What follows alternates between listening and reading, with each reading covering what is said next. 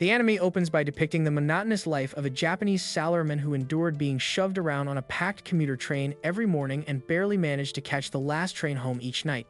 That dull routine defined his existence until the moment he was reincarnated into another world and appointed as the lord of a remote village he was meant to develop using his abilities. However, one day, he awakens and immediately notices how small his hands have become. Realizing that he is now inhabiting the body of a child, he rushes toward a nearby window and looks outside, only to see an expansive kingdom he does not recognize at all. His confusion is abruptly interrupted when his personal maid panics and hurriedly pulls him away from the window, warning him of the danger. He apologizes for worrying her and explains that the scenery was simply so magnificent that it overwhelmed him. The maid is startled by his vocabulary and wonders where a child so young could have learned such complex expressions. This revelation deeply confuses him, and he realizes that while he possesses vague memories of having lived here before, this situation closely resembles the reincarnation stories he once knew.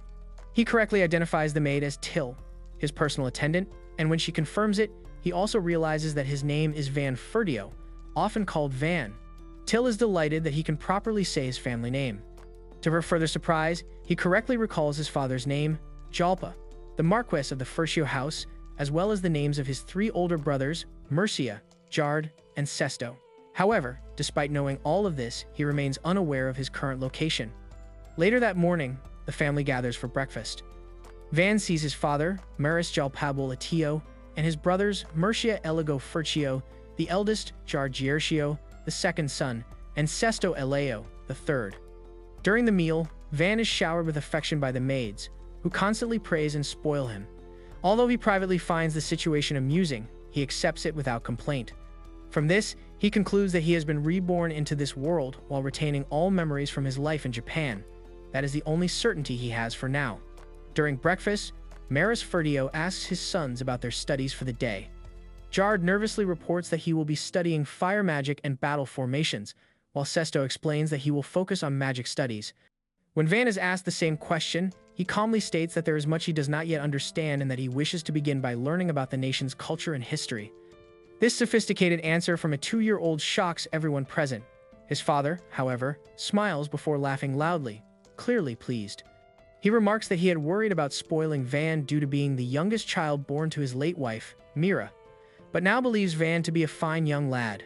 Confident that Van will inherit powerful fire magic like both his parents, Maris declares that the future of House Ferdio is secure and eagerly anticipates Van's magical aptitude appraisal at age 8.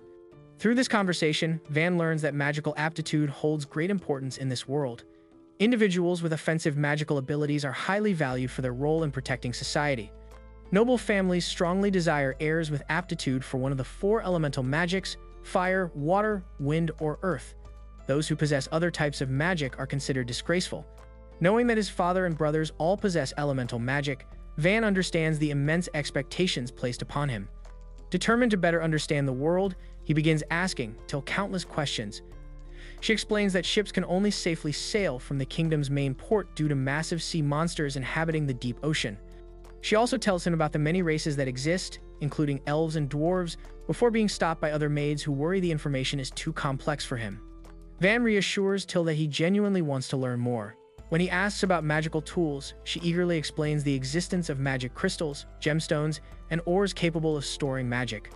These materials can be used to create tools aligned with one's magical aptitude. Their discussion is interrupted when the butler, Espada, suddenly places a large stack of books in front of Van. Though aware that Van is officially learning basic literacy and numeracy, Espada wishes to assess his true abilities. Van finds the veteran butler intimidating and nervously admits that his reading is poor and that he can only perform simple arithmetic. Espada immediately tests him by holding up 3 fingers on one hand and 2 on the other. When Van answers correctly, Espada decides on the spot to become his tutor.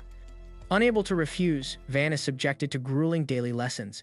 As a result, he learns to read and write within weeks and spends the next 2 years studying relentlessly from dawn until dusk. By the age of 4, Van begins sword training and often spars with Till, who easily dodges his attacks and teases him. During one such session, other maids intervene, accusing Till of disrespecting a noble. When they demand punishment, Van is confused, as he feels no offense. The head maid explains that such behavior would normally be considered a crime.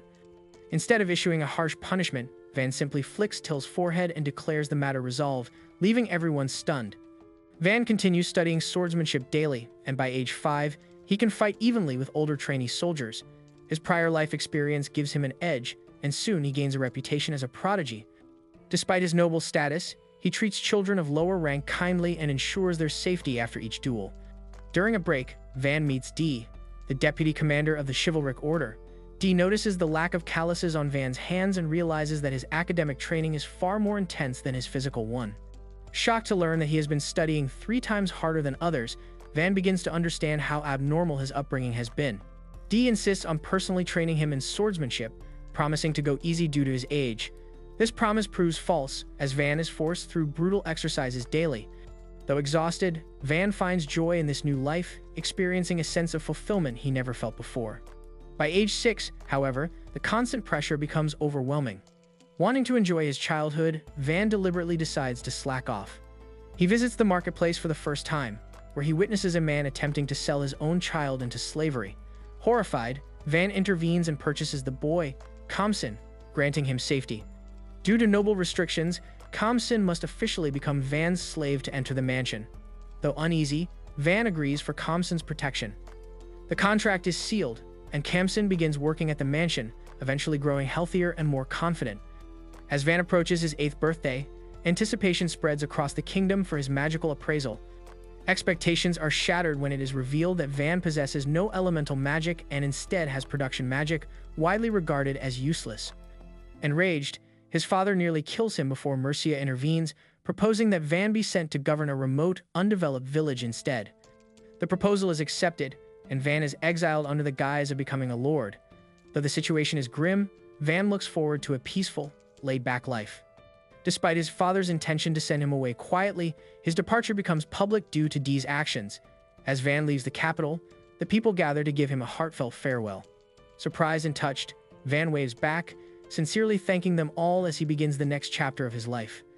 The journey toward the new city stretched on longer than expected, the road winding through forests and plains still unfamiliar to Van and his companions. Along the way, Van demonstrated his remarkable affinity for production magic. With a simple gesture and focused intent, he shaped raw materials into usable tools, repairing damaged equipment and creating necessities with ease. His companions watched in awe, whispering among themselves about the rare talent they were witnessing. Yet, despite their admiration, Van himself felt conflicted. While his magic was powerful, he privately lamented its lack of obvious combat applications. In a world where strength often meant survival, production magic felt strangely misplaced in his hands. However, before they could proceed, the carriage came to an abrupt halt. The sudden stop sent a ripple of tension through the group. Looking ahead, they quickly realized the cause. Smoke rose in the distance, and the village gates were surrounded. The settlement was under siege. Van immediately gathered his companions to assess the situation. Dee, ever composed, surveyed the scene and concluded that bandits were responsible. Van observed the formation carefully. Archers surrounded the village from all sides, loosing arrows toward the gate. Yet something was off, the arrows seemed strangely ineffective. The villagers huddled behind the gates, frozen with fear, unable to respond. Van quickly estimated the enemy's numbers. Around 50 attackers, far more than their own party. Dee proposed a direct assault, confident that cooperation would secure victory. One of the hired adventurers objected, arguing that charging an enemy force of that size was reckless. Dee acknowledged the danger but countered that he had fought on the front lines many times. He did not deny that there would be casualties, but insisted there was still a viable way to fight. The adventurer reminded him that their contract only covered escort duty. Risking their lives to defend a village was beyond their obligation. Dee responded firmly, stating that this village was the first territory of his lord, the first place to shelter the people under his rule. If they would not draw their swords now, then when would they? Though the adventurer respected Dee's sense of honor, he insisted that such ideals did not apply to mercenaries. Understanding the mercenaries' stance, Dee nonetheless pleaded that they at least protect Van. Espada immediately objected. He argued that if Dee were to fall, the territory would have no future, even if the village was reclaimed. Then, to everyone's shock, Espada revealed his true capabilities. Despite his advanced age, he was a mage capable of wielding all 4 elements. He proposed a strategy. He would raise a barrier to shield the adventurers while they attacked from afar. Once the enemy focused their attention on the barrier, Dee and his men would strike from the flanks in a coordinated assault. The plan promised a high chance of success. When Van asked if Espada intended to fight, The butler answered calmly that he must. Otherwise, he would serve only as bait, leading to the deaths of Dee and the others. Van refused to accept the possibility of losing his butler. He also urged Dee not to take unnecessary risks. Dee was not just a warrior, but the group's strategist. Losing him would cripple the territory before it could even take shape. Van then offered himself as bait. His mate immediately rejected the idea. Kamsin volunteered as well, but Van refused. He explained that he could not bear to watch someone he loved die. He insisted that Kamsin must live a long life as a free man. Overriding further objections, Van resolved to advance mounted on the carriage, drawing the enemy's attention from the front while the others launched attacks from the sides. He reassured them that his daily swordsmanship training with the vice commander of the knights would keep him alive. Privately, however, Van accepted another possibility. If he died protecting his people, it would be an honorable end for a lord. He silently hoped that if he fell, his body would be discarded and his identity hidden, sparing his family any trouble. The adventurers watched this exchange in silence. Among themselves, they admitted they had never encountered a truly benevolent noble, only arrogant ones. Van was different. One of them, previously reluctant, decided he wished to remain in the territory of Marquis Furcio for a long time. Van suddenly appeared before him, thanking him for accepting the job. Caught off guard, the adventurer admitted that exceptions among the nobility might exist. He decided to fight on the front lines, entrusting his life to Van. When Van hesitated, the man explained that he could not refuse a child willing to risk his own life. His companions agreed, noting that while they often mocked nobles, they had never met one who remembered all their names. Because of this, they chose to trust him. Dee and Espada committed as well. Protecting Van here meant protecting the future of the Marquis family. Still, Espada scolded Van, reminding him that as a lord, he needed to understand the weight of being an heir. The strategy was revised. Espada would maintain the barrier and handle long-range attacks. Dee would take the left flank. The adventurers would take the right. The battle began. The barrier rose, shimmering with layered magic. One adventurer marveled at the mage's power, while another remarked that had he refused, he would have willingly taken Espada's place. He even expressed a desire to see Van become king someday. The invaders fell quickly.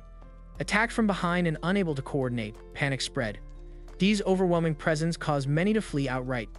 During the chaos, an enemy attempted to ambush the support group, nearly striking one of the women.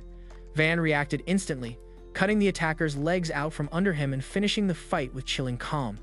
He warned the group to stay alert. By the end, all enemies were subdued and captured. Not a single casualty was suffered on Van's side. After receiving their reward, the adventurers discussed their future. Though the territory promised little immediate wealth, several decided to stay. One had a fixed job elsewhere, but the woman Van saved chose to remain. Others followed. They wanted to see what kind of person Van would become. Van was later scolded harshly by his maid, who demanded that if he ever risked his life again, he should use her as bait instead and never act so recklessly again. Entering the village, Van introduced himself as the new lord. The settlement was in terrible condition.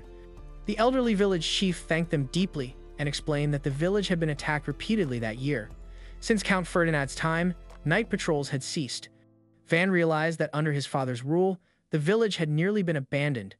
Van expressed regret, understanding that low taxes made the village a low priority. He declared that complaining was useless and instead proposed solutions. He outlined 3 measures: creating value so the kingdom could not ignore the village, ensuring steady income to hire mercenaries, and independently reforming and developing the settlement. When hope wavered, Espada revealed his status and Van's talent. Expectations soared. Van reduced taxes from 30% to 10%, earning cheers. Reconstruction began immediately. With earth magic and cooperation, the walls were reinforced. Van promised prosperity through unity. Testing his production magic, Van created an object so durable that even a sword could not damage it. That night, when asked about his limits, he admitted he could not sense any. The next day, he decided to build a house. Visualizing the structure, he activated his magic. In moments, a large house stood where none had before. And with it, the foundation of a future was laid. Although the structure is far more suitable for land management than typical elemental magic, making his skill truly intriguing, Van maintains that offensive magic remains superior for protecting people. He reasons that subjects would feel more secure under a lord who masters combat magic. However, Kamsin disagrees, asserting that he would rather live under Van's rule than Lord Jelpaz. He argues that while strength matters in war, people ultimately seek a ruler who improves their daily lives, a need that no one meets better than Van. Astounded that Van built an entire house alone, surpassing the capabilities of ordinary production magic, the villagers become excited. Van agrees to build houses for everyone provided they supply the timber. The village chief also requests new homes, noting that their current ones are collapsing due to harsh weather. Though Van initially finds the prospect of doing all the work at once exhausting, the sight of their miserable living conditions motivates him to radically renovate the village. Van constructs a whole new neighborhood in moments, replacing the old, dilapidated shacks. He explains his method involves pre-planning to avoid inequality. He makes all the houses identical for the time being, promising to customize them with stone once resources become available.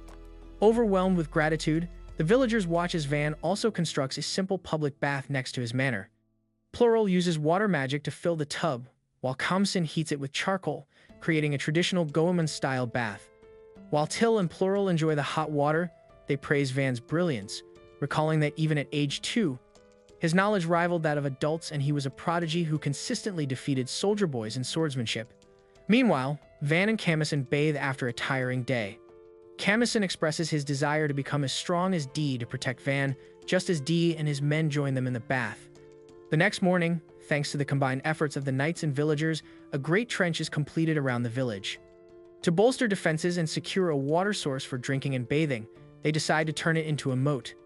Espada and his men begin diverting water from a nearby river, digging a trench dozens of meters long while Dee and Kamsin work manually. Van follows behind to reinforce the bottom and sides of the canal, despite the massive scale of the project. A shared goal makes the labor feel light, as they believe that improving conditions will attract merchants and lead to a peaceful future. Although Van estimates the work will take a week, the team works with such vigor that they finish much sooner. By the end of the day, everyone is exhausted except for Dee, who wishes to continue working as a form of training. The following morning, the connection to the river is finalized. Van thanks his men for their hard work over the past day and a half. As they open the gate and water flows into the moat, the village celebrates. Thinking ahead, Van worries about potential flooding during heavy rain and suggests creating a lake behind the village. Espada agrees, noting it could serve as a reservoir during droughts, and they decide to proceed with the plan. Talia marvels at the transformation, noting how the village went from lacking a waterway to having a reservoir lake. An old man expresses his gratitude to Van, relieved that they no longer have to trek to the river just to get water. Van reflects internally that he is glad water is now accessible to everyone, knowing life will become much easier for the entire village. Elsewhere, Panamera and Arte are shown playing and laughing together in their carriage. Panamera advises Arte to get some sleep, noting that the journey to the remote village is still long. The next morning, back at the village, Van is busy with further preparations. Talia observes that their defensive wall is now complete and much sturdier. Van reflects on his technique, noting that he experimented with mixing stones into the earthen wall to make it as strong as concrete. A young boy remarks that bandits won't be able to attack them anymore because of such a formidable barrier. Wanting to ensure even greater safety, Van crafts simple catapults and adds shields to the front so the villagers can fire arrows while remaining protected. Though the village is small, it begins to resemble a fortified city. Dee comments that it is no longer just a village, but a small fortress that bandits could never invade. He laments that if Lord Jelpa's new Van possessed this power, he would have made him the head of the family or a development consultant, as Van's clan is strong enough for combat, perhaps stronger than anyone else. Espada interrupts, chiding Dee for placing too much value on a leader's fighting ability alone, arguing that Van's power is best suited for protection rather than invasion. Van steps in to stop the bickering, stating that resenting their circumstances or talents won't help, and that they must make do with what they have. Later, Van enjoys a meal, deeply impressed by the food. Espada mentions that while protecting the village is vital, they must address its internal economy. He notes they have no connections except for traders who might visit once a month. Van suggests he can provide houses and furniture, and that the village crops are sufficient for food. However, Espada points out they lack spices and the ingredients for the baked sweets Van loves. Frustrated, Van urges the group to brainstorm something the village can sell. Kamsin suggests selling the wooden blocks Van creates or hunting monsters for resources, but Van rejects these ideas. Espada notes that finding something unique to sell from this village will be a challenge. The discussion shifts to weaponry when a young boy, who cherishes a wooden weapon Van made, is mentioned. When Van previously asked the men to test their weapons, they refused, not wanting to damage gifts from him. Van explained that while he was happy they cherished the items, they would not be able to protect themselves if they didn't learn to use them. He discussed a shield made from orcs that was sturdy yet flexible. To demonstrate, Camison struck it lightly, not wanting to break it, but the wooden sword shattered the shield anyway. The boy burst into tears, and everyone was shocked that a wooden weapon could cut with such sharpness. Suddenly, Ortho appears with minerals to sell. He explains that the deep forest at the foot of the Wolfsbrook Mountains is swarming with powerful monsters, which is why they find so many rare minerals without even entering the mountains. He presents iron ore, copper, silver, and even a bit of gold before revealing mithril ore. Ortho explains that mithril is usually only discovered during official surveys by the Knights of Honor due to its rarity. Van realizes that if these are found at the base, the mountains must be full of resources. Van takes the iron ore to use immediately. He experiments with it, noting that since he didn't melt it for purification, he isn't sure of its purity. He decides to make an iron shield for the boy and crafts a sword as well, telling his young customer that he paid extra attention to the decorations. Van uses his magic to craft a longsword, leaving everyone speechless. The adventurers immediately ask him to make swords for them as well. Van asks if his work is truly so well made that even professionals want one, and agrees to craft weapons for the adventurers for free since they provided the raw materials. Plural remarks that while they need to test the weapons to be sure, he believes Van could sell them for a very high price. Plural notes that he hasn't heard much about extracting minerals from forests instead of mountains unless there is a damas, a dungeon or monolith site nearby. Ortho asks if they think there is a damas here, to which Zara replies that no one knows for sure since the area hasn't been properly surveyed. Espada explains that discovering a damas would radically change their situation, as people and goods would flow into the village from everywhere. Van realizes the weight of this possibility. A new damas would cause the village's importance to skyrocket. Espada adds that these sites are national treasures filled with precious gems and resources, and typically, once the guild hears of a new one, they open a branch in the nearest town. However, Espada warns that while adventurers and merchants would come, the village currently lacks the food, infrastructure, and facilities to support them. Ortho suggests they should avoid looking for the damas for now. Plural questions if the Knights of Honor would be sent immediately if news got out, and suggests that Van must develop the village and achieve significant results before the discovery is public. This would make it harder for the Versio family to intervene, as they would otherwise profit more by reporting the discovery themselves. Later, while walking through the village with his maid, Van observes that they are doing well in terms of housing and declares that the temporary renovations are concluded. Suddenly, armored lizards are spotted approaching from the main road. Van immediately takes command, ordering the drawbridge raised and the gates closed. Addressing the frightened villagers, he acknowledges their fear of fighting and injury but emphasizes that everyone's life depends on this battle. He declares that while he will fight for them, he cannot protect everyone with his strength alone, asking them to lend him their strength so they can protect the village together. Motivated by Van's calm but resolute pep talk, the villagers swore to fight to their last breath to protect their home. Fear still lingered in their hearts, but it was now anchored by determination. Van immediately instructed everyone to move to the wall and take positions behind the ballistae, knowing that hesitation would only invite destruction. Compson soon informed Van that Ortho and his party were still out hunting.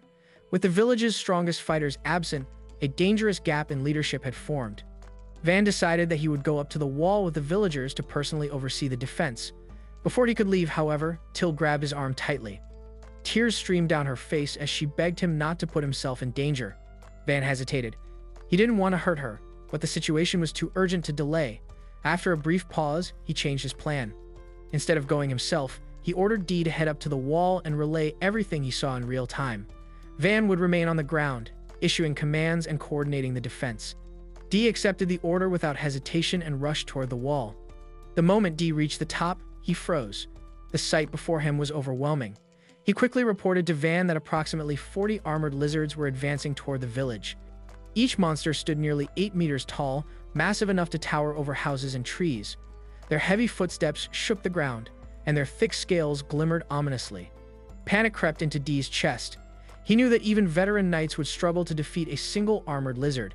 Facing dozens of them with only a handful of trained fighters seemed impossible.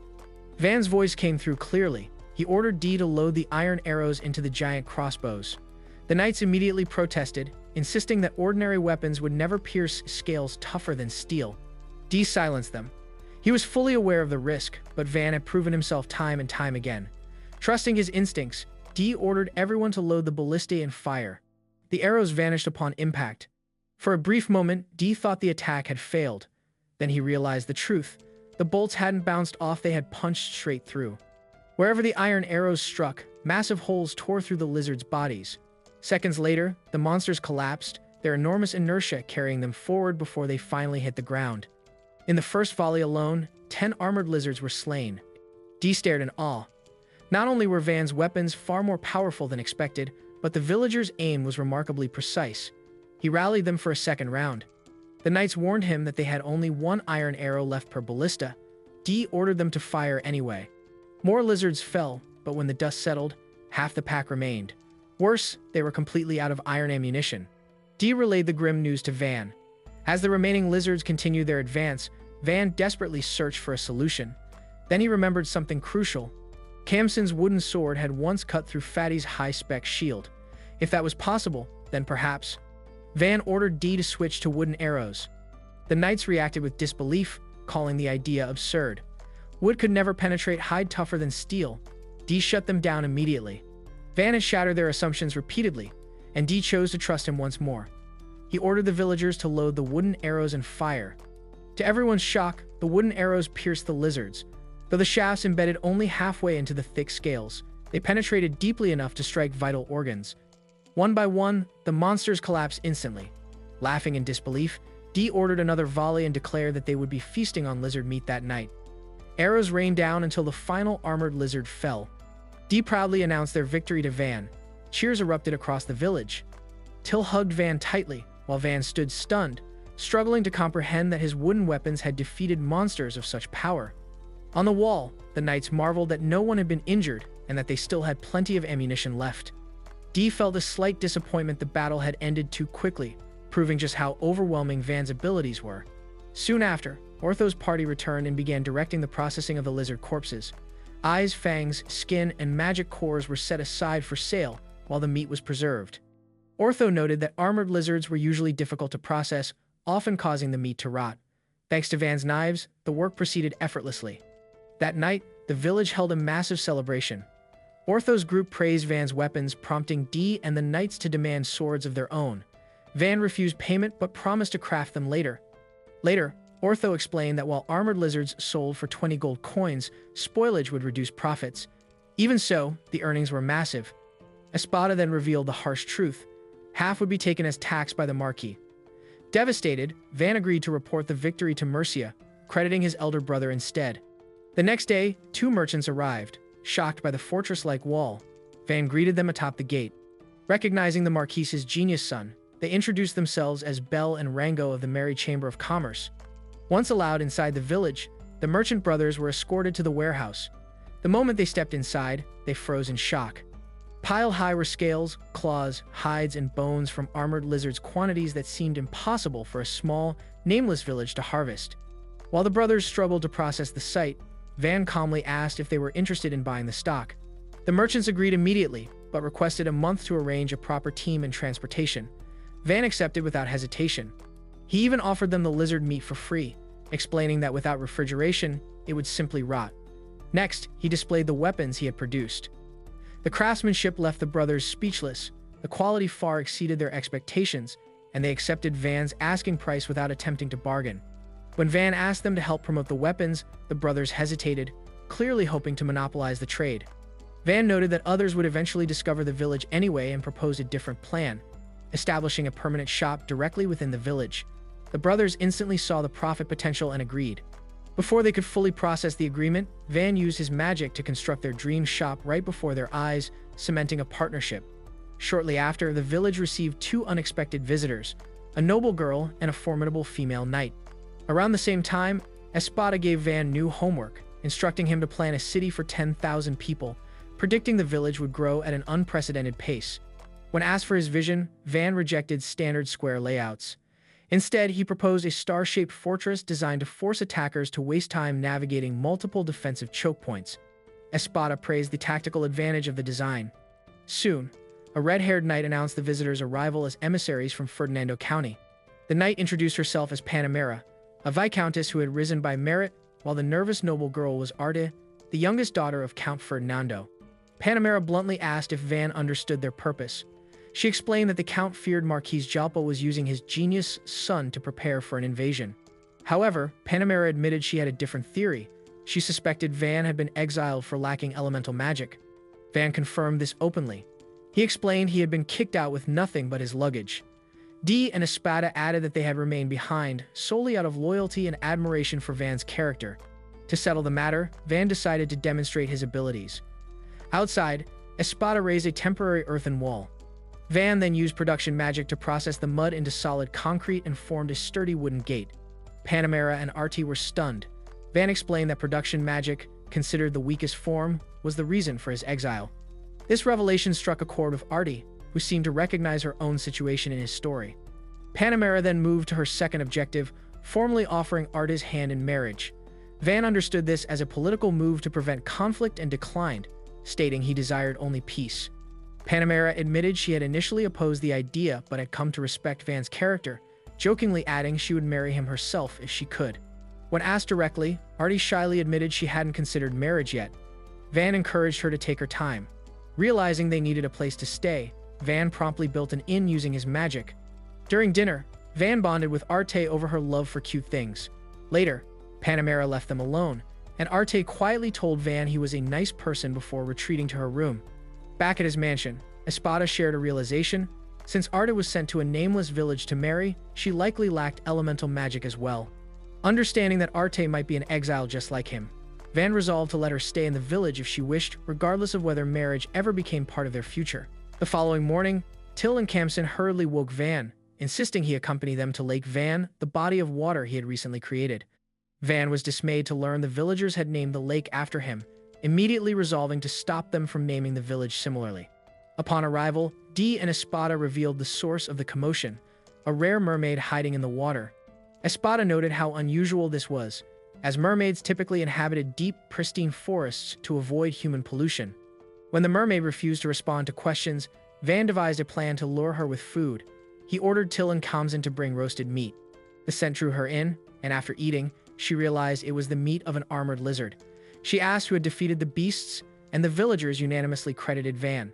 Seemingly satisfied with this answer, the mermaid vanished underwater, leaving Espada skeptical that such shy creatures would return. To everyone's surprise, the entire mermaid clan arrived at Van's door the next day. The intimidating Mermaid King stepped forward to thank Van for feeding his daughter and asked for confirmation regarding the armored lizard's defeat. Van tried to humbly credit the village's teamwork, but the mermaids were awestruck that a child had killed such powerful monsters. Suddenly, the king proclaimed Van a hero and offered his daughter, Lada, in marriage. Van was taken aback, pointing out that Lada was a mere child who couldn't possibly grasp the concept of marriage. He pressed the king for the true reason behind this offer. The king solemnly explained that armored lizards had recently invaded their territory, killing many of their kind. Desperate for safety, he was willing to marry his daughter to any hero capable of destroying their predators. Understanding the logic, Van assured the king that marriage was not necessary to ensure their safety.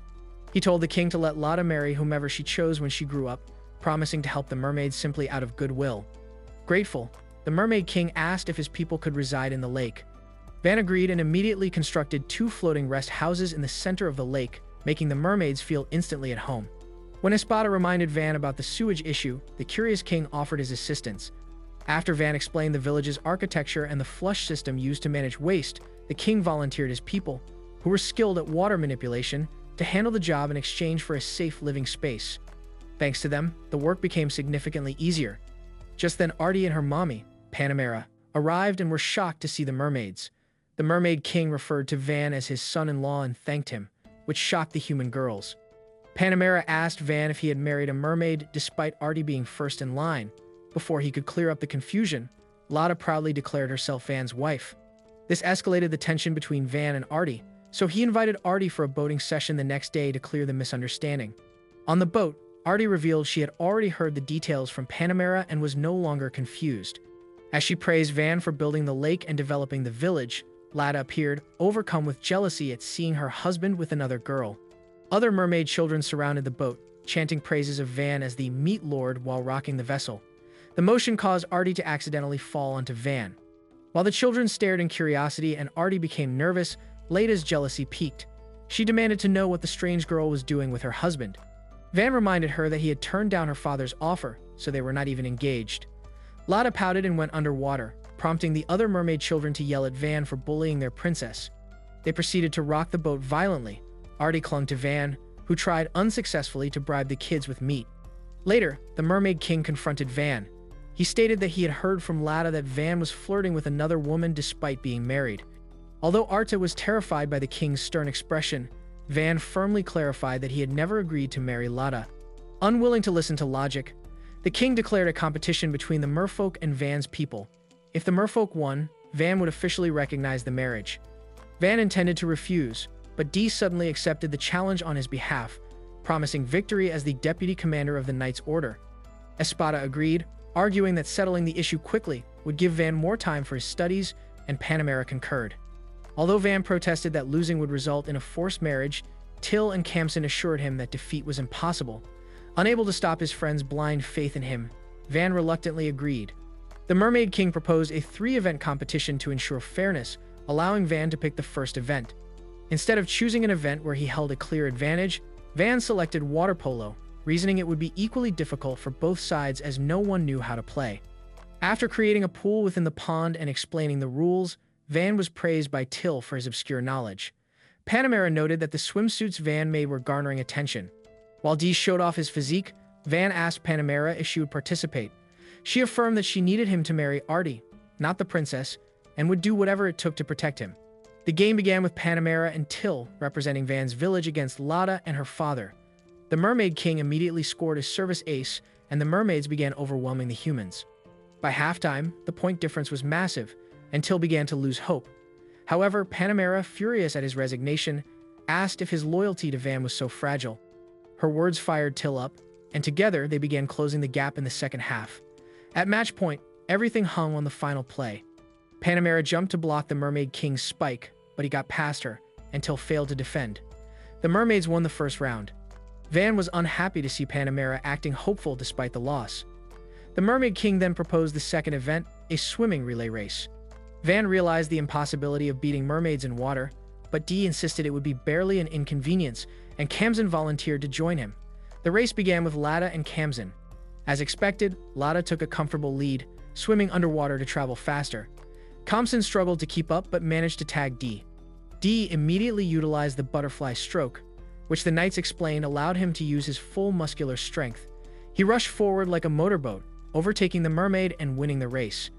The Mermaid King was in disbelief, while Dee walked out of the pond proudly, unaware that the water pressure from his speed had torn off his swimwear. Still unable to digest the defeat, the Mermaid King asked Van to pick the third and final game. Van devised an idea that would be fair for both sides, a shave ice eating contest. He created an ice shaving machine and asked Pluriel to create ice, which he then flavored with syrup. Van announced that he would participate himself, and Artie shocked everyone by volunteering as his partner. The 4 participants sat with huge bowls of shaved ice. Panamera whispered to Artie that it wasn't too late to switch, but Artie refused to stop fighting for her future husband. Upon Espada's signal, everyone began consuming the ice. Immediately, they were all struck by intense brain freeze. Determined to secure the marriage, the Mermaid King powered through the pain, with Lada following his lead. Van feared they would lose, but Artie overcame her brain freeze and began eating steadily, 1 spoon at a time. Her resilience gave Van the courage to rejoin the fray. After an intense struggle, Van and Artie finished their bowls first, winning the competition. The Mermaid King gracefully accepted defeat, and Van was relieved that the pressure to marry Lada was gone. However, the king still referred to him as his son-in-law, stating that Van had proven himself even more worthy of his daughter before departing. Perplexed, Van wondered what the point of the competition had been. Suddenly, his stomach began to hurt from the excessive ice, and his friends gathered around to check on him. Watching from the side, Panamera told Artie she had done a good job, but Artie could only watch Van surrounded by his loyal friends, wondering how she could ever enjoy that kind of attention. She reflected on her past, neglected since birth by a workaholic father and a mother who abandoned her to backpack across Europe. Artie had grown up lonely, timid, and perceived as unintelligent. Her only talent was marionette magic, which she had hoped would impress her mother. Instead, her mother had slapped her, deeming the magic evil in the hands of nobles, and abandoned her completely. At age 10, she was sent to marry the lord of a nameless village. She had been worried, but Van turned out to be kind. Despite having what was considered a useless type of magic, he remained confident and beloved. Inspired by seeing him now, Arte decided to practice her puppetry magic relentlessly, so that one day, she too would be loved for it. The next day, Van gathered the villagers for construction work, hyping them up with the promise of a barbecue party that night. Artie approached him to greet him, asking if she could observe his work, as she wished to become more like him. The narrative shifts to Van, who stands before the newly expanded city walls of Panamera, filled with a profound sense of satisfaction. His eyes sweep over the reinforced towers, noting the undeniable progress from the settlement's humble beginnings. The residents murmur with admiration at the speed of the transformation, while the girl Panamera cannot hide her astonishment at Van's constant ability to surprise her. Van explains that a strong city must always look toward the future. To accommodate the influx of resilient merchants and adventurers drawn to the strategic hub, he has commissioned new housing. Panamera listens with admiration, her own dream being to one day build a true empire. However, her focus shifts to a massive structure looming before them. Van identifies it as a ballista, a siege engine he has significantly modified. He explains that he redesigned the mechanism to launch 2 projectiles simultaneously, vastly increasing its destructive output. They decide to test the weapon. The ballista fires with a deafening roar, the twin bolts tearing through the air and obliterating part of a nearby mountain. As the dust settles, a stunned silence falls over the group. The power exceeds even Van's expectations. Panamera immediately attempts to buy the weapon. When Van refuses, she reminds him that he owes her a favor. Van agrees to gift her 1 ballista, but on the condition that she will owe him a return favor in the future. Confident in her abilities, she accepts. They briefly discuss logistics, arranging for a reinforced carriage to transport the heavy weapon and speculating on methods to mass-produce the iron bolts. During this exchange, a knight suggests Panamera acquire a sword from Van. She refuses, claiming her current blades are superior. To prove a point, Van takes one of her swords and shears through it with his own blade as if cutting a dry twig. He reveals his sword is merely ordinary iron, leaving Panamera shocked. When he confirms the ballista is made of the same refined material capable of piercing multiple armored lizards at once, she promptly orders extra ammunition to reinforce her own defenses. Their tranquility is shattered by shouting adventurers fleeing toward the city. Behind them, a forest dragon tears through the sky, its wings creating a thunderous echo. Van immediately shifts gears, intending to buy time for the civilians to evacuate. Panamera, eager to repay the favor of the ballista, steps up to assist. Van apologizes for the danger, noting that this beast is far deadlier than anything they have faced before. He orders his maid to summon reinforcements, including D, while he and Panamera hold the line. The dragon's presence instills primal fear in the defenders. As it swoops down, Panamera scales the wall with incredible agility. She delivers a massive strike that nearly grounds the beast, but the dragon is resilient. Though wounded and bleeding, it continues to rise, ignoring the pain. Van realizes their previous victories against lesser monsters may have made them overconfident. This is a threat on a completely different level. Van orders the ballistas to fire. The bolts streak across the sky, damaging the dragon's wings, but the creature skillfully dodges the fatal blows. On the ground, the battle becomes desperate. Panamera misses a strike, then lands a second, terrifying blow, yet the dragon persists. Suddenly, Espada enters the fray. Ignoring Van's order to retreat, he executes a heavy stone strike to delay the monster. The attack leaves Espada immobilized, with only one ally standing by his side as the others pull back. Seeing the creature approach the wall, Panamera prepares to advance again. Van stops her, asking if she can repay her favor to him right now. He quickly outlines a desperate plan. When the dragon reaches the wall, Panamera must use her magic to paralyze it completely. This will create the perfect, stationary opening they need to end the fight with a devastating barrage of ballista fire. Reinforcements arrive in the form of D and his companions, but they are initially thrown back by the dragon's overwhelming power. Espada steps in, using his ability to buy a few precious seconds for the others to retreat. Seeing the opening, Van signals Panamera. She executes her strike immediately, her magic paralyzing the dragon at the critical moment. Van shouts the order, and the ballistas fire in a near-simultaneous volley. By a narrow margin, the heavy bolts pierce the beast's defenses, bringing the forest dragon crashing down. D rushes in to finish the fight. He narrowly dodges a final, desperate snap of the dragon's jaws before countering with precision. The creature collapses, raising a massive cloud of dust as the battle ends. Panamera approaches Van, congratulating him on leading the defense against such a catastrophe. Van hesitates to take credit, but she argues that an ordinary village would have been annihilated. She points out the rarity of allies like Espada and D, and the terrifying efficiency of the ballistas that pierce dragon scales. Van, ever the perfectionist, merely grumbles that he wants the weapons to fire 10 consecutive times without failure. Panamera dismisses his technical fretting. All that matters is the victory. She urges him to announce the triumph immediately. At the guild, Van declares the defeat of the forest dragon, the Lord of the Forest. Panamera emphasizes the miracle that a small village defeated such a threat without a single fatality. The city celebrates the beginning of a new era. Honors are distributed to the key players. D is officially recognized as a dragon slayer. Espada receives a title for his tactical mastery. His magic was essential in containing the monster to create openings for the others. Finally, Van is named.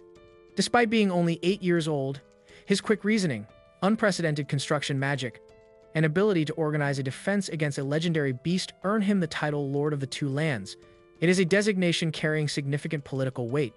As the celebrations continue, the narrative shifts to Panamera's internal thoughts. Having risen from knighthood to nobility, she has known ambitious soldiers and proud nobles, yet she has never met anyone like Van. He possesses a confusing mix of genius, boldness, and a visionary eye for the future. Panamera's own path was forged in fire. Born in the capital to a traditional family of knights, she was raised on strict discipline. When her magical aptitude appeared, she was sent to train under a count renowned for refining talent. The training was brutal, demanding physical endurance and tactical mastery that broke most students. Panamera persevered, refusing mediocrity. She rose to become a platoon leader and eventually a commander. Her military successes were so undeniable that Her Majesty granted her the title of Viscountess, a rare achievement for a young woman who earned her rank through merit rather than inheritance. Panamera reveals she was originally in the region on orders from Count Ferdinand. The mission was to oversee the security and negotiation of a marriage between the Count's youngest daughter and a local lord to strengthen alliances. However, upon arrival, the prospective bride became interested in Van instead. Accustomed to evaluating political landscapes, Panamera realized Van was not just a talented boy but a convergence point for power. While the regional marquis had offered no aid, Van had strengthened his city and slain a dragon. Panamera decides to pivot. She proposes an alliance to Van. If the village comes under her official protection, Count Ferdinand's knights will pose no threat. Furthermore, the alliance would create an axis of military and commercial cooperation, accelerating the city's development. Van listens, quickly grasping the strategic value. Reducing enemies and gaining powerful allies is a basic principle of survival. Recognizing this as a unique opportunity to consolidate what he has built, Van accepts. The deal is struck, marking the end of the battle and the beginning of a promising political future for the territory. The day after their victory against the wild dragon, Van and Esparta discuss the village's future. Since Van's newly built fortress walls successfully served their purpose during the battle, Esparta suggests shifting focus to broader village planning. He envisions a bustling city capable of housing 10,000 people. Van agrees, and they decide their first step is attracting new residents to transition the remote village into a true city. Their planning is quickly interrupted when Till enters to announce the arrival of the merchant brothers, Bell and Rango, along with senior merchants from their company. Excited, Van postpones city planning to sell the harvested forest dragon materials. In the warehouse, the brothers explain that a large forest dragon is incredibly rare. Because its scales, claws, and eyes are in pristine condition, they estimate the parts could easily fetch 100 platinum coins, a fortune capable of making someone a millionaire in the real world. Meanwhile, the senior merchants carefully examine the carcass and quietly plot their strategy. When Van asks for their professional assessment, the veterans enthusiastically rub their hands together, claiming he won't find better partners. They promise their highest price available, a mere 60 platinum coins. Realizing this offer is drastically lower than the brothers' earlier estimate, Van decides to consult Bell and Rango again. This panics the senior merchants, who fear the inexperienced brothers will ruin their scam. They corner Bell and Rango, demanding they play along to maximize profits from what they perceive as a clueless child. The brothers refuse, arguing that honest merchants must provide fair value. The veterans scoff, confident Van has no other choice in such a remote location. Overhearing everything, Van is about to intervene when Bell and Rango proudly declare their commitment to honesty, believing it yields greater long-term returns. Furious, the veterans curse the novices and threaten to expel them from the prestigious Merry Chamber of Commerce. After the veterans storm off, the brothers admit they will likely be fired, as higher-ups usually side with seniority. Van casually suggests they start their own trading company. Thoroughly shocked, they explain the immense difficulty.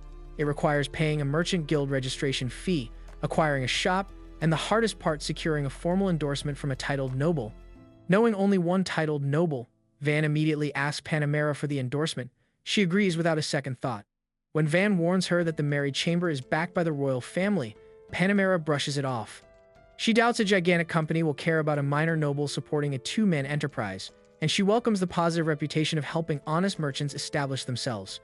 Seizing a chance for favorable publicity, Van suggests Panamera take credit for slaying the dragon. This would conveniently keep Van's family from discovering his involvement. Panamera rejects the idea, explaining that slaying a dragon triggers independent investigations that would inevitably trace back to Van and Dee anyway. Devastated, Van fears his family will summon him and seize control of the village. Panamera advises that the only way to protect his claim is to acquire his own noble title.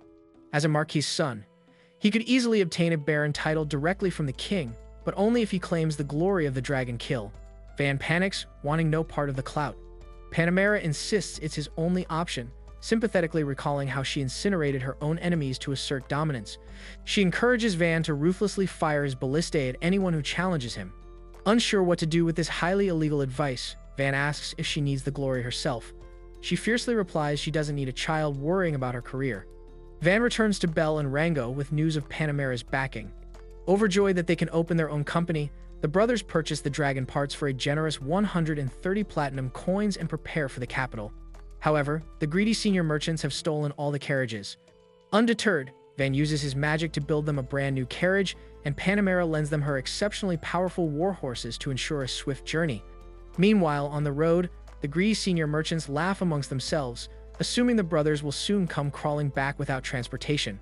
Their amusement shatters when Panamera suddenly overtakes them in a newly built carriage. The veterans quickly realize the brothers are successfully forming their own company with a noble's backing. Soon after, Panamera reaches the royal capital and requests an audience with King Dino. When the king asks if she is seeking another promotion, Panamera clarifies she wants a noble title for a friend. Intrigued, King Dino asks why this friend isn't present. Panamera explains he is busy protecting a faraway village but has already achieved magnificent things. She reveals the person is 8-year-old Van, the youngest son of Marquis Ferdio, and states he single-handedly defeated a forest dragon. This declaration sends the court into a frenzy. The king assumes Van must be a powerful elemental mage, but Panamera clarifies the boy possesses production magic. She recounts Van's astonishing exploits, explaining how he defeated bandits alongside a small group before using his magic to transform a rundown settlement into a stronghold. Finding the story difficult to believe, King Dino is finally convinced when Panamera presents a dragon fang as undeniable proof. She invites the king to visit the village, confident the fortress will secure Van's promotion. The king agrees and officially grants Van the title of baron. Panamera publicly announces the decision, eager to stir up gossip and see how interesting things become. Back in the village, Van is completely unaware of his new title. He remodels existing houses and builds several new ones to increase capacity, along with 2 tall watchtowers to serve as a symbol of their growing civilization. While enjoying lunch atop a tower, Esparta suggests renaming the settlement Vantown. Though Van is annoyed and doesn't want his name used as a brand, everyone else enthusiastically agrees. They celebrate the progress with cake baked by Till, using fresh ingredients from Belle and Rango's newly established shop. Their peaceful afternoon breaks when they notice a group of people at the town gate. Van investigates and finds dirty, starving individuals searching for Seto Village, the settlement's unofficial original name. The refugees explain they fled a neighboring village in Ferdinand County. Their local lord conscripted all the young people into his army, leaving them with a depleted workforce and crippling taxes. Hearing rumors of miraculous changes in Van's territory, they came seeking relief. Though Van realizes accepting refugees from Ferdinand County is politically risky, he cannot abandon desperate people. He takes them in, offering them citizenship. When the tearful leader admits they cannot pay taxes, Van promises them temporary tax relief, warm houses, and plenty of food, leaving the villagers feeling they have found heaven on earth. Learning that 300 more people remain at their original settlement, Van offers to dispatch adventurers to safely escort them. The deeply emotional leader asks how they can ever repay this kindness. Van humbly brushes it off, promising to send carriages for their belongings. However, the leader notes they already have 10 cows to transport their luggage. This thrills Van, as the cattle will allow him to finally start a dairy and enjoy milk products. Ortho and his party of adventurers are immediately dispatched to escort the remaining villagers. Though some adventurers question the logic of Van's charity, their green-haired companion tells them to focus on the task. The group comforts the relocating villagers, and Ortho reassures a doubtful, exhausted woman that their destination is nothing short of paradise. Upon arriving at Vantown, the disheartened refugees are greeted by a massive barbecue. Disbelieving the high quality of the food, the starving people eat with tears of joy. Afterward, they approach Van to ask for work, fearing expulsion if they don't contribute. Van outlines his plans, explaining they can work in agriculture and run his new stores. When they worry about lacking business knowledge, Van eases their fears, telling them to leave administrative tasks to educated personnel. The former village chief arrives to warmly welcome the guests, praising Van for improving their standard of living. Overwhelmed by the unprecedented hospitality, the refugees are treated to one final surprise: cakes prepared by Van using milk from their own cows. He promises their lives will only improve as Vantown becomes a full-fledged city. For the first time, the refugees finally feel they can truly live, rather than just survive. The day's grueling labor had finally concluded, leaving everyone yearning for a warm meal and immediate rest. Yet, when evening studies were announced, Van immediately protested. Crossing his arms indignantly, he argued that after all they had accomplished since dawn, studying was simply asking too much. In return, he received a dry, almost automatic reply: "No one has ever died from studying." Before the argument could escalate, grave news interrupted them. During a nearby hunt, a dungeon entrance had been discovered. The atmosphere shifted instantly. Uncovering a dungeon required notifying the royal capital without delay, which would inevitably draw swarms of adventurers lured by treasure and fame.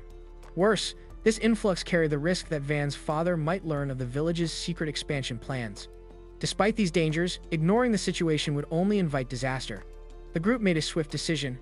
An envoy must travel to the capital to deliver the official report. Kusara volunteered without hesitation. Armed with the necessary documents, received a modest mithril reward, and immediately began her journey back. Navigating an isolated stretch of road on her return, Kusara encountered a lone woman ambushed by bandits. The thugs were no match for her combat prowess, and the skirmish ended swiftly.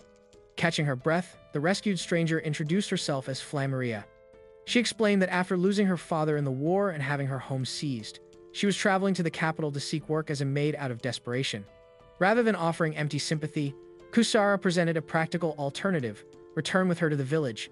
Kusara explained that with the newly discovered dungeon, the settlement was rapidly expanding. The resulting boom in commerce and jobs would provide Flammaria with a much safer livelihood. Relieved, Flammaria accepted the offer. Back in the village, expansion plans advanced at an accelerated pace. Anticipating that the dungeon would inevitably attract merchants, blacksmiths, and opportunistic onlookers, a groundbreaking strategy emerged. They would build a small city around the existing village, specifically designed as a bustling adventurer hub. To maintain order, they would need a dedicated magistrate and a new order of knights separate from the main village's guards. The proposal materialized quickly. Recruits were trained, administrative roles defined, and defensive walls began to rise around the perimeter. Van assumed the role of construction coordinator, displaying a level of focus highly unusual for his age. Materials arrived in a continuous stream of carts rattling in and out throughout the day, driving toward a staggering goal: laying the new city's foundation within a single month. However, news of the dungeon spread faster than their stone walls could rise. Individuals seeking easy fortunes began pouring in before construction was finished. While some were seasoned adventurers, others were transparent opportunists, hiding calculating intentions. Kusara arrived amidst this chaotic influx, officially introducing Flammaria to the group. Van welcomed them both warmly, dispensing with unnecessary formalities to get straight to work. Troublemakers soon congregated near the dungeon's entrance.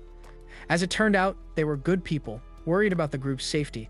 When the swelling crowd of newcomers loudly questioned how a remote village had managed to erect such massive walls so quickly, Van answered with a live demonstration. Stepping before the crowd, he channeled his magic to summon a temporary structure.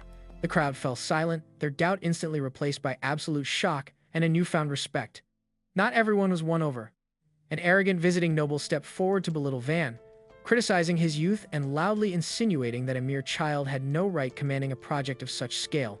The atmosphere grew dangerously heated when a knight commander loyal to the noble threatened formal punitive measures against the village. Despite this tense standoff, the daily dynamics shifted in curious ways. The local Mohawk sporting delinquents, who had previously been a constant nuisance, now greeted Van with respectful bows. Van accepted their fealty, but made it perfectly clear that future misbehavior would be severely punished. Through it all, the young lord genuinely enjoyed commanding the operation with unshakable confidence. Even when rumors circulated that he had been exiled from his own noble house, Van responded with fierce pride, declaring that he remained a lord of his own lands, whether the world liked it or not. The village bustled with frenetic energy as scouting groups returned from the dungeon with detailed reports of lethal monsters and intricate traps. The explorers warned that reaching the dungeon was perilous. It sat near a sheer cliff, 2 hours away, surrounded by unstable terrain. Van listened intently to every detail. After calmly evaluating the logistical nightmare, he made a ruthlessly practical decision. If the primary problem was a lack of infrastructure, they would simply build it. The following day, the group sets out toward the dungeon's entrance. Upon arriving at an improvised log, serving as a crude passage over the deep cliff, Van immediately orders everyone to stop. He calmly explains that a single, minor mistake would be enough to cost someone their life. Even an agile adventurer could fall if the rotting wood gave way or a strong wind blew. Merely being careful or relying on luck is insufficient, so the only correct solution is to eliminate the risk entirely. Without hesitation, Van decides they will build a real bridge. First, he installs a reinforced, thick, and towering gate, solid enough to prevent any monsters from escaping the dungeon unchecked. The gate is not symbolic, it is practical, highly resistant, and designed to withstand real impacts. Without pausing to rest, Van uses his magic to raise an entire 3-story building right beside the dungeon entrance, intended to support the adventurers who will frequently explore the location. The sheer scale and quality of the structure impress even the most experienced veterans. The first floor serves as a wide rest area, spacious enough to accommodate several groups simultaneously. The second floor houses a spacious dining hall prepared to handle large crowds without descending into disorder. The third floor contains comfortable rooms organized practically but with a keen attention to detail. The windows offer scenic views of the surrounding landscape, and a small terrace allows guests to breathe fresh air, far removed from the tension of the dungeon entrance. To complete the facility, Van adds a reservoir on the roof to collect rainwater. He explicitly explains to the crowd that this water is meant strictly for cleaning, washing equipment, and general tasks, and that it is not drinkable without proper treatment. Even after making this clear, he notices from the exchanged glances that not everyone has fully grasped the distinction. With the facility practically ready and fully functional, Van hands the administration of the base over to Ortho, entrusting him to organize the flow of adventurers and manage the resources. Van firmly reinforces his rules, leaving no room for debate. Safety comes before any reckless adventurer bravado. Van looks toward the horizon and decides it is time to return to the village. Despite leading gigantic construction projects and making high-level strategic decisions, he is ultimately still a child bound by a strict curfew. Trying to lighten the mood, he jokes that if he stays past his allowed time, he might end up destroying the base himself just to avoid getting scolded. The group laughs, knowing full well that he is half serious about the severe reprimand awaiting him. Just then, Artie notices something unusual on the ground near the newly erected area. Upon closer examination, the group confirms what it is: authentic mithril ore. Van crouches down to personally check and carefully analyze the material. The find is absolutely enormous. For a few moments, pure excitement takes over the group, as such a rare resource will not only increase the value of the dungeon but also completely change the strategic value of the entire region. However, the triumphant mood fades the moment Van arrives back at the village. He immediately notices Esparta waiting for him with a furious, unfriendly expression.